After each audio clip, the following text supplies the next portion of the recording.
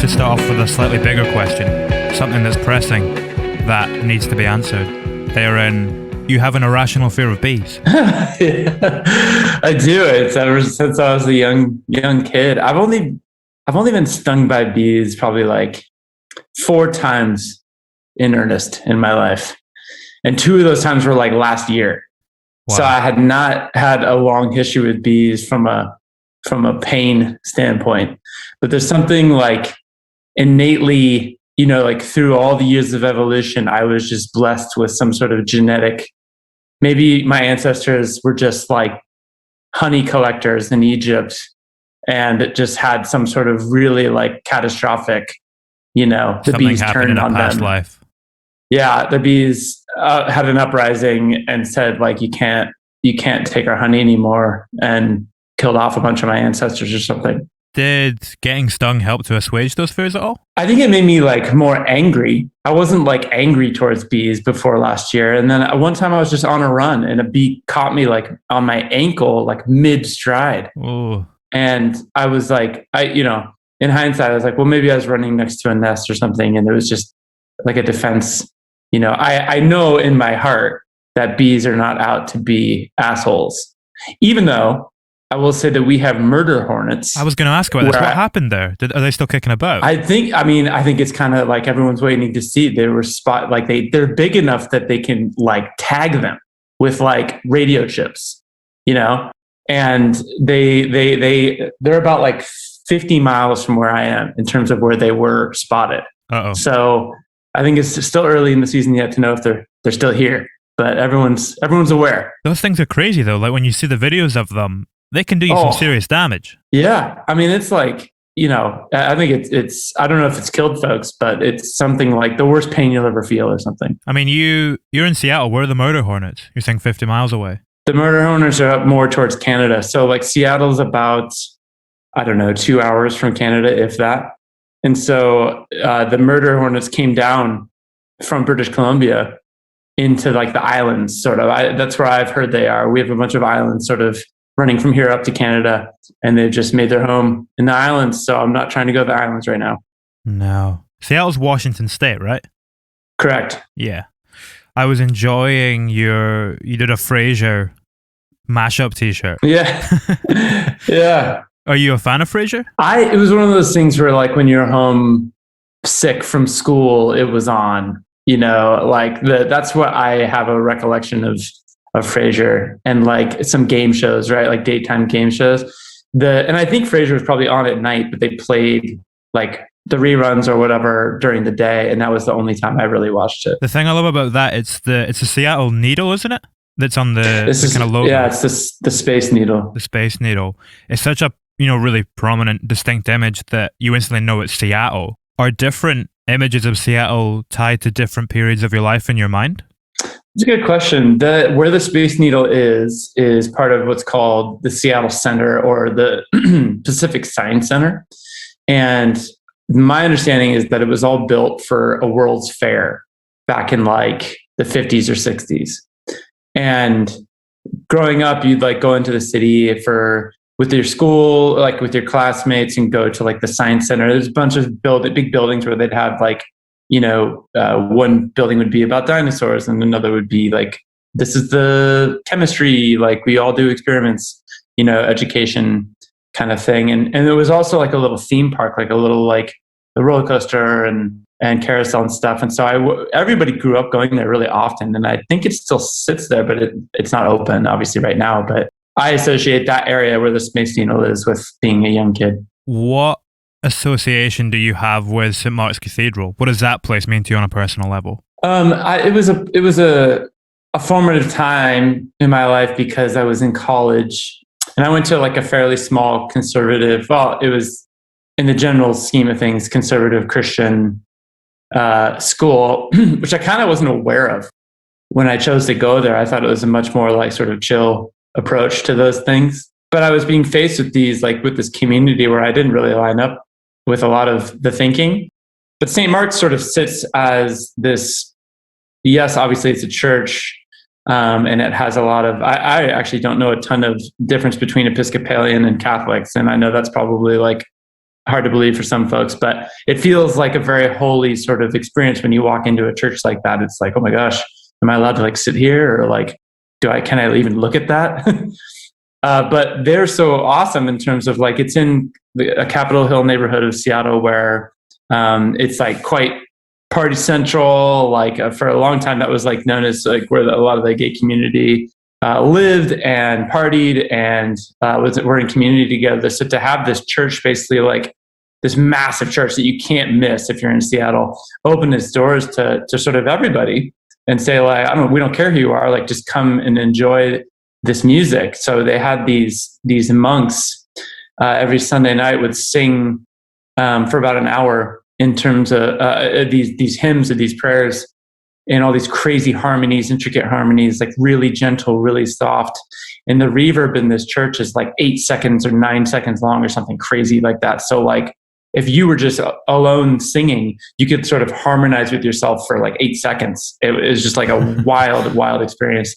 And so you would just go lay down on the floor. Everybody would like bring like a yoga mat or something and lay down and sort of be lulled into this euphoria with these guys singing. I probably been to that about like, 10 times or something and hadn't gone back since until we decided to do this show. So it is really, really special to be able to be there. What's that like playing in a place like that for you acoustically? Because I imagine it's completely different to being in a venue. Yeah, I was a little intimidated at first because, again, like anytime you have a live drummer, for example, in a place that big, it gets really loud, really fast. And you can't really, it kills sort of the more gentle vibe. The other guys in the band, when we first started playing, it was like, oh my gosh, this is like, you sort of could hear everyone on this stage or the pulpit area as if they were in a small room with you. But then there was this breath of reverb from everything that you did. Like you could scoot your chair and it would set off the room into this crazy like tone. It was really like this magical experience where we could really hear everybody clearly, but also hear the room. And so it was the perfect storm of sound. It was really crazy. You mentioned as well, you said it's in the Capitol Hill neighborhood, right? Yeah. Was that where Antifa was? Oh yeah. Hey, look at, we got on the map for that. It's in the same neighborhood. It's probably about like 10 blocks away from where all that craziness is happening. And I was at the studio. I'm in the middle of recording my next album right now. And we were at this big church that had been, another church, I'm obsessed with churches, converted into a studio, like literally 1 block from the police precinct that is still boarded up like a war zone. It is so crazy. But then, now all the boards are down from businesses. You can go to restaurants and sit outside and whatever. And but it's still this 1 block where the police precinct sits. That's all spray painted up, and you can't see over this barrier to the building. It's really, really quite surreal. Did that burn itself out? It did. I'm trying to remember clearly kind of how it dissipated. There were definitely some strongholds around the neighborhood that held on longer than anybody thought they would. Yeah, no, I remember it getting just so much worse coverage outside of the city than it actually was in the city. And nobody was really freaking out about it that much here. It was relatively calm. I mean, there were some really, really rough patches, but overall, I'd say it was a very healthy exercise for the city. In what sense? The balance of the role of policing in the city. I mean, we're like any other city, and especially in the States, where there are pretty clear racial divides in how the city was built, and where people of color were expected to live and expected to vote, basically. So really, and this was before all the voting stuff happened here for the last presidential race. And I thought it was a good reset. I mean, it was a good trial for the mayor, who a lot of folks didn't think, thought did not handle very well. And we'll see if she gets reelected. But we have a problem here, and with police brutality, especially towards people of color. And I thought it was a necessary thing to have happen, to have that be an open dialogue. Did you go to university in Seattle as well? Have you been there like all your life? I did, yeah. I went away for a couple of years to go to a different university and came back. So I've been here for almost all my life. Was it at university that you had Dan Adams, the percussion instructor? Yes, it was. who I know you've spoken in the past about how he was a real inspiration to you. It's fascinating how many musicians and artists and producers I speak to, and so many of them seem to have this one or even more than one teacher in their life who was really important to them. Is that almost essential when you're at that level getting into it to keep you on the path? I think so. I mean, everybody has their early instructors who were important to me as well, but Dan had me at an age where I think it was finally that come to Jesus moment where he was like, you've been writing on your talent for as long as you've been playing music. And now you really need to like learn how to practice and learn how to push and bleed for it essentially. And that's what I did. I finally reached a limit, or I like touched a limit within myself that I hadn't before, and was able to kind of like able to sort of settle in, not compromise, but settle in more comfortably to who I was as a musician. And that was around the time that I was starting to write a lot of songs too, and sing for the first time. And he was a percussion teacher, but it really helped shape my understanding of early music business and entering into that community. So were you expressing yourself before that moment, or was it that beginning to practice kind of prompted you in that direction to begin expressing yourself? Yeah, I think once you start learning a language that you've like really knowing a language that you've known for a long time, but can start manipulating and playing within it at a new level, that's when things change. And that's exactly what happened to me. That's when I started recording, forming what would be my first band. So something clicked with him. And then we also were still are like, became very close friends. And he's been a great mentor through the years. I always love the metaphor of music being language. I think it always works really well and it does hold up. If we're kind of running with that metaphor, we could almost look at as a dialect that you communicate in, from that being minimalism and something that kind of runs through a lot of your work. Did you feel like you were exploring it in new ways on this latest EP and taking it in new directions? Yeah, I think so. I mean, I try to have a mix of like really paying attention to what's happening and also like not trying to like choke hold it, because you can really limit yourself if you try to be hyper aware of what you're saying or how you're trying to explore in the studio. And that's something that over the years, I feel like I always try to need to get better at, which is letting go more and trying things that make you uncomfortable. I mean, that's how I like got into this in the first place, was like finally realizing that no one is going to do it for me. Like, it's not like I need a special label or a special manager or somebody outside of me, a producer, to come do it for me. It was like, well, you have no money and you have this laptop and like this shitty mic.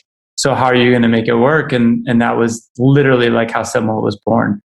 It was so uncomfortable, right? Like I built beats for the first time really ever. And I limited myself to like really, really few chords on the piano or a few notes on the piano, and had to see what my voice could do and how my words could fill that space. And that was a very isolated experience. Like, I was just alone.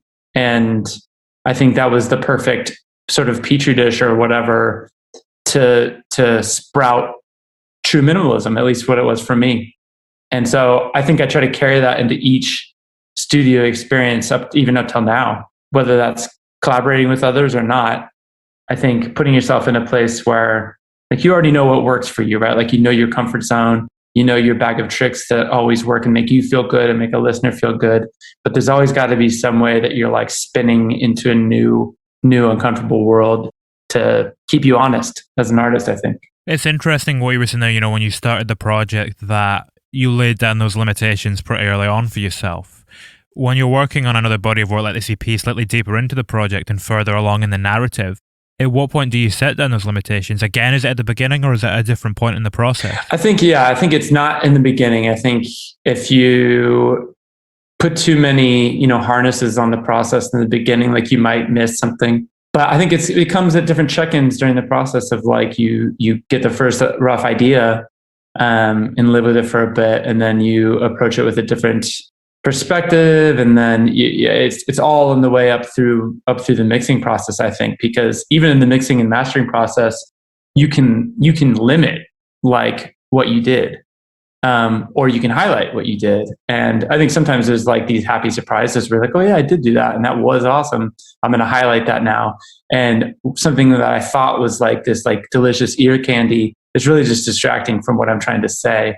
So I'm going to take that away now. So it's like, it really is up to the 11th hour using that approach. This was your first time working with an outside producer as well on this project, right?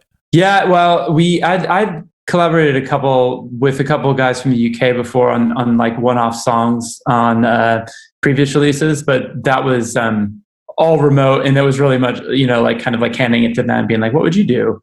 And this was way more collaborative in terms of like, this is the song that I have and what I've done from a production standpoint. And Paul Meany was, when we first met, it was like crazy. It was one of those, like, we just dove into talking about songs, like really dig into talking about the songs, and not just like, oh, I've got this new synth and it makes this rad sound, like we should put that on your song. It was like, man. Well, and also it's kind of a messed up way to say this is an advantage, but I was just going through this really heavy season of losing my dad to cancer, and a couple of my friends were going through a divorce. Like, it was like these very real life things. And sometimes you meet somebody like over a drink or something where you're like, oh, you're a human too. And you're going to, or you can reflect back to me what I'm going through. Like, that's amazing. Let's talk about that first. And then let's talk about how to make art out of that. And that's what happened with Paul. You began by speaking about what the songs were about rather than the songs themselves. Yeah. What's crazy is that like there's a song called Stay Close on the EP. Opener. And he thought it was like a romantic love song. Like, or at least he obviously like, can see double meanings in songs or whatever, but he had no idea that it was about losing my dad. And when it hit him, he was just like, oh my gosh. I think it actually like lifted the what he thought it was about up higher, like, because it was at some level more intimate. And like the melding of parental love and romantic love is obviously not one that like a lot of people think about. At least in this song, it helped elevate the song. It's almost, do you think it's almost looking at a universal love, if it can be interpreted in both ways? I do, yeah. I think you're sort of opening and receiving somebody else into your life and giving yourself to somebody else. I think that hits the same part of the heart. I think it's in your brain too.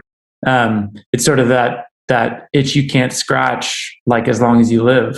Yeah, I think that's what makes it beautiful. It's not like the fairy tale version. I mean, when you become a father as well, does that add another layer to your understanding of love? Oh God, yeah. I mean, you like, at least especially, for anybody, right? But from my perspective, I being adopted, my kids were the first humans I saw or met that I was blood related to, and that had a way more of a profound effect than I thought it would in terms of human connection. But yeah, I mean, when I had my first kid, like, everything changed. That's fascinating, the way that you're saying there that, it felt completely different. Did you reassess previous relationships after that? Did your kind of dynamic shift when you realized when this new, completely fresh dynamic comes into your life like that? Yeah, well, I mean, they're basically little mirrors. They show you yourself, like, for who you are, and for good and bad. I mean, like, gosh, I like noticed a lot of things about myself that I didn't like, that I wanted to change, or that I could change.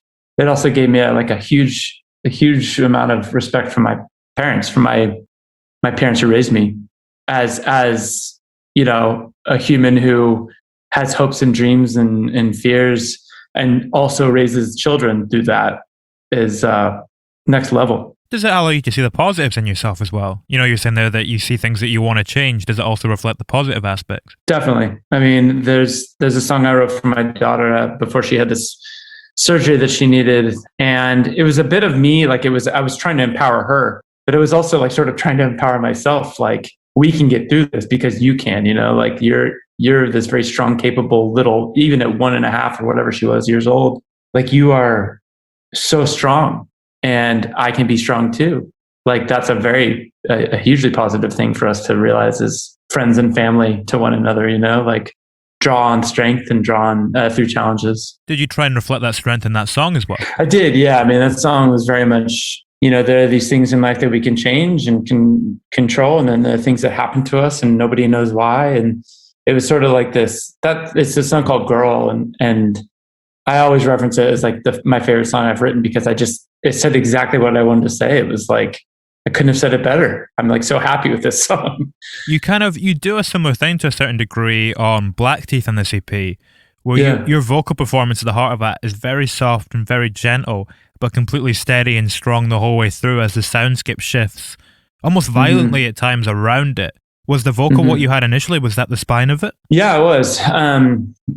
The song really bloomed over the months or whatever that I was working on it. That song is a bit cryptic. I mean, it's really like a sort of love letter, post-breakup letter to somebody. And in this case, it was to my relationship with a church, saying like, this was mutually, we both chose to be in this relationship, but I recognize it as having been toxic. And so there's this, and I do find like a lot of things about religion to be like pretty dark and creepy at some level. And so I was going for that a little bit in the vocal delivery and sort of the story told in that song. Are you religious? No, I don't consider myself religious. I consider myself in wonder and awe of humans and myself and the world and the universe. Like I love thinking about space and black holes and the limits, physical limits. To me, like there's this supernatural thing that we all are attracted to just in our existence, right? But I sort of have reached a point in my life where I refuse to write it off as a God-based existential thing. It's just a feeling of connection. Yeah, it's a longing for a connection and a feeling of connection, I think. And then realizing that, at some point, I don't know. Like there's so much that we can't know and won't know based on what we do know. So, I think my dad always said, like, he was raised Catholic and was like, it was so black and white to him. He's like, I won't put anything before my family. He couldn't get over that. He was like, I'm not going to put a God or a church or a holy script above my family. And that was what was asked of him, and at least his experience with religion. And it was like a case closed for him. And same thing for me, to a point. Like I won't put this dreamy creator version of the world above what I know to be true. Was that something you grew to learn, or did you always have that? No, I didn't always have that. I was like an active participant in a lot of faith-based things for many years, so especially through music. I mean, that's how I got roped in. Makes it sound a little harsher than it was, but how I became involved. And I was marketed to. I mean, that's like this record I'm working on right now is really about that in some ways. About, at least in the US, I don't know how it was over there, but like in the 90s, there was just this heavy marketing movement to get kids involved in the Christian faith, and through music was a big one, and that's what worked for me. And I have a lot of like fond memories and friendships that I like made during those times, and I still have this day. But I don't have many friends that are still part of the team. I guess I think as we get older, we all start to lose a little faith in the institutions maybe that we were brought up around, and we kind of see them more for what they are. Was that the first time that it kind of happened for you, and that innocence starts to go? Oh man, yeah. Like the church, this happens everywhere, but it seems like churches are like magnets for human destruction, whether that's like financial or like they're like magnets for the things they're trying to avoid, like with people having affairs and people taking advantage of each other, and seeing the fallibility of people. And the way that these churches handled that or spoke to it was just like, it didn't help their case. That's for sure. Yeah. It's, I don't know where it goes. I mean, where do you think the churches will be at the end of the century, out of interest? Man, if we make it that far, I think at least in the States, it's dropping like crazy. I mean, I think the better question probably is to ask, like, politically, where's at least the country and the world going? Because that is like the biggest tool used by at least the two-party system here. It's feeling very like the coasts of the country are becoming more galvanized away from the center of the country, and that you can pretty much mark it down the line of people who practice, especially like a conservative Christian faith, and people who don't. So I think if there's a way to speak to this generation and upcoming generations that is more harmonious, and that you can like have these set of views while also living in this way and being in together with like your fellow humans in this way, then I think that'll really tell whether or not the church at large can survive. It's funny because one of the things that always draws people to the church is something that you spoke about with the CP, where you said that through working on the music, you came to realize the unifying thing between all of us is brokenness. Mm-hmm. And that's something that people previously went to the church to heal, for lack of a better term. Mm-hmm. Where do you see people going now to rectify that and try and find some sort of peace in that? That's a good question.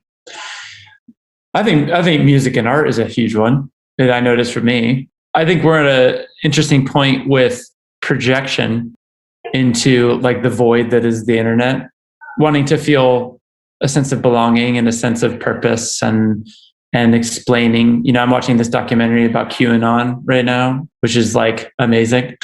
and also just Black Mirror reality. Terrifying. And surreal.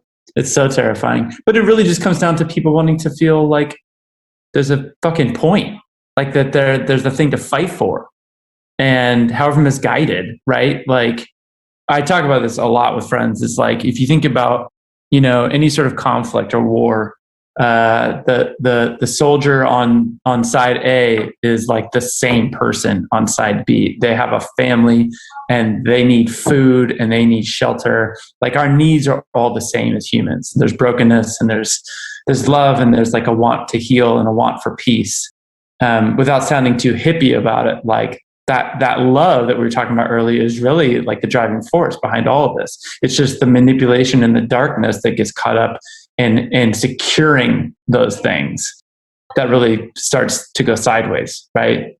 Yeah. So I don't know. I think I think social media and whatever else, you know, I sound like a lot older than I feel when I talk about that, but I think that, you know, throughout the ages, the desire is the same. It's just the mechanism to try to fulfill those wants and secure those needs. Yeah, it's interesting. I mean, that's what they always say, isn't it? That if we look back at history, you can learn a lot about the present, and you just see the way that it's manifesting itself. You know, these universal kind of timeless human desires are manifesting themselves in a new environment, particularly with technology, like you say. Yeah, it's dark. Are these conversations that you might have, are these the type of conversations that you would have with the producer, you know, where you're saying you're kind of speaking about the emotional backdrop for the EP as opposed to the songs themselves when you first begin? Yeah, I mean, you know, and a lot of times, I don't collaborate on a songwriting level. It's more of a, how do we tell the story of the production in the song after the song has been written, really. Sometimes the song changes, but from what I want to say, you know, from that perspective, it's very much just me. But that's not to say that, you know, we really dive into what I'm actually trying to say, because I do think that each informs the other when it comes to music and the lyric and melody and stuff and how you sing it, right? Like you noticed on Black Teeth. So that's definitely a conversation.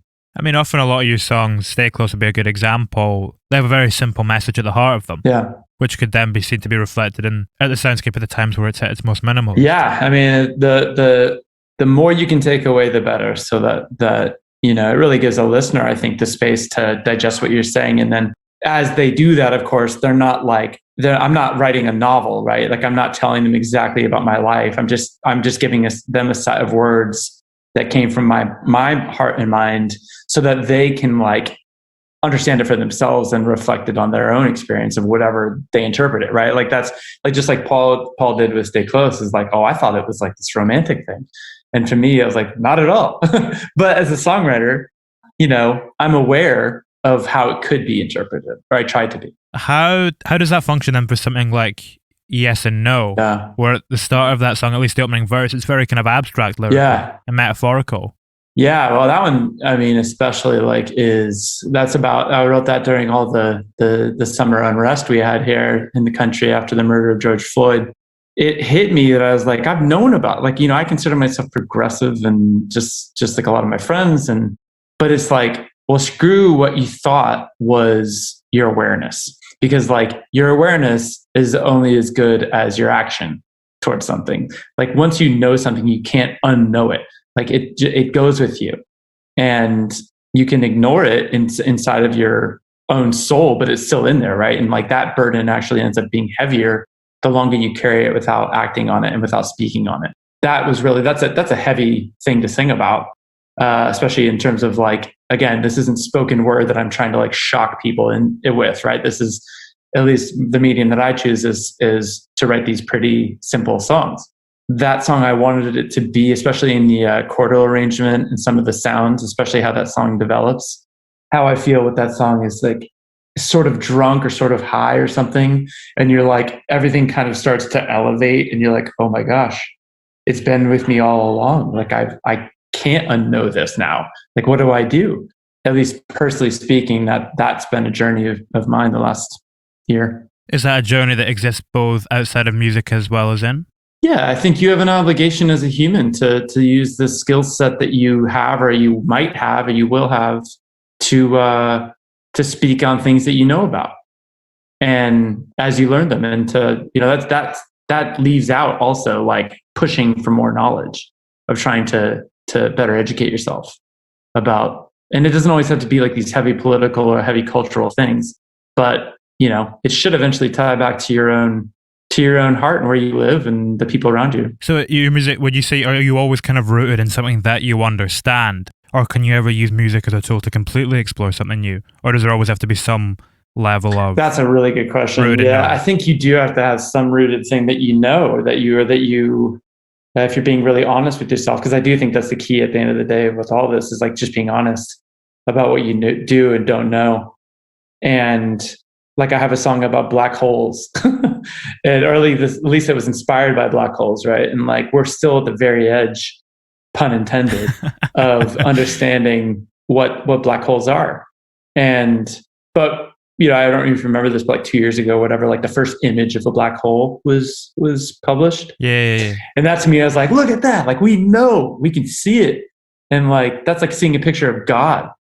How crazy, right? And so then you can take just that one seed and say like, well, okay, now because I know this, I can push and explore into another, like what might be, because at least I have a new step up. Did you see the image they put out a few weeks ago as well? Maybe a couple of months back. Of a black hole? Yeah, they took out another one. Oh, I don't think I have. Man, I was probably too overwhelmed. Kind of similar, but cool. I'll check it out. It's funny, our nature. I mean, that thing could absolutely wipe us out and destroy us without even thinking about it.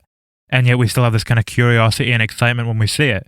It's fascinating. I don't know where that comes from. This kind of human nature to unpack the unknowable. Okay, I think we're coming full circle here with the fear of bees. I think that we have this relationship with the sun. Again, I love looking at high def pictures of the sun too. It's just so ferocious and just gnarly. I think we have this hyper awareness at any given point of what might kill us. And it's like the only way that we've been able to survive this long is that we're not just like these like, ho hum, go about our day. Like, you know what I'm saying? Like we have to be aware at our core of what's there. We have. Yeah. No, I know what you mean. It's the same thing with like the Mariana Trench or something. There's something that draws us to this. Yeah. Unknowable. Is it the same thing with your music actually? Because we spoke a little bit earlier on about how you're adopted. Is this mystery in terms of your identity, in that sense, perhaps what drives you to try and understand it and discover it further in your music and unpack it? Yeah, for sure. I mean, I think back earlier when I was starting to write music, there was a lot of like beauty that I was trying to capture. And it came across to a listener, I think, as being very like cinematic and good for like teenage vampire dramas or something.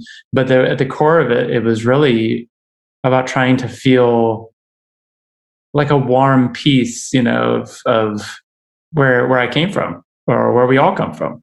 For me, the unknown was like a great driver in terms of I actually wasn't trying to find the answer. I was more just trying to find peace in not knowing. I mean, that's right there from the off. If you look at like Where's My Love, the first song you write is Syml. It's about trying to find peace and beauty in the things that you can't control. Right. That'll be a common thread, I think, for my whole life. Do you look back to the things you first wrote, and do you kind of see those threads appearing throughout the entire discography?